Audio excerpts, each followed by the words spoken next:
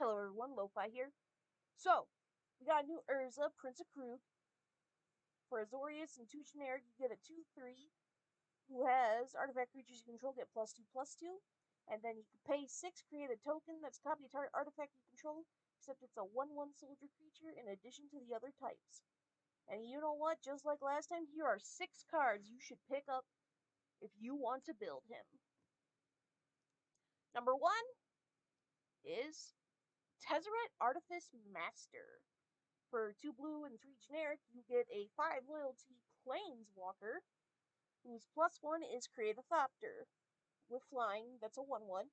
His 0, which is really good, draw a card. If you control 3 or more artifacts, draw 2 instead. His -9 is you get an emblem with, at the beginning of your end step. Search your library for a permanent card, put it onto the battlefield, and shuffle your library. It's just free real estate. Up next, we have Rings of Braithharn. Whenever you activate an ability, if it isn't a mana ability, you may pay 2. If you do, choose new targets for that copy. Guess what? The 2 with that, plus Urza's 6 ability, you can make double the tokens, double the creatures. Up next, we have Mirrorworks. For 5 generic, you get an artifact with. Whenever a non-token artifact enters the battlefield under your control, you may pay 2 generic. If you do, create a token that's a copy of that artifact. Even more artifacts for you. And number 4 is Artificer class. So for 1 blue and 1 generic, you get a enchantment class. For level 1, the first artifact spell you cast each turn costs 1 less to cast. Upgrade it to level 2 for 1 blue, 1 generic. When this class becomes level 2, reveal cards from the top of your library until you reveal an artifact card. Put that card into your hand and the rest in the bottom of your library in a random order. And finally, for level 3, pay 5 generic and a blue.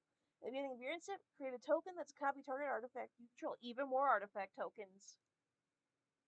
And at number 5, we have Padim, Council of Innovation. For 1 blue, 3 generic, you get a 1/4 legendary creature, Veldalkin Artificer. Artifacts you control have hexproof at the beginning of your upkeep. If you control all the artifacts with the highest converted mana cost or tied for highest converted mana cost, you draw a card. Even more card draw, it's good. And last but not least, Myconisynth Lazarus. For 6 generic, you get an artifact. All permanents are artifacts in addition to their other types. All cards that aren't on the battlefield, spells, and permanents are colorless. Players may spend mana as though it's any mana of any color. Turns everything into artifacts. You can spend any color mana to put them on. And more importantly, with everything being an artifact now, you have even more targets for Urza's 6 ability. Which, if you ask me, that's amazing. So yeah, that was 6 cards I highly recommend you pick up right now for Urza, or whenever he comes out, whichever you choose. Thank you for watching. Okay, time for me to shill. I am partnered with Pinfinity. So, as you can see on the screen, if you go to pinfinity.com, buy yourself some really cool Magic the Gathering pins, use code LO5VIBES, that's in all caps, to get 20% off your order. I get a kickback.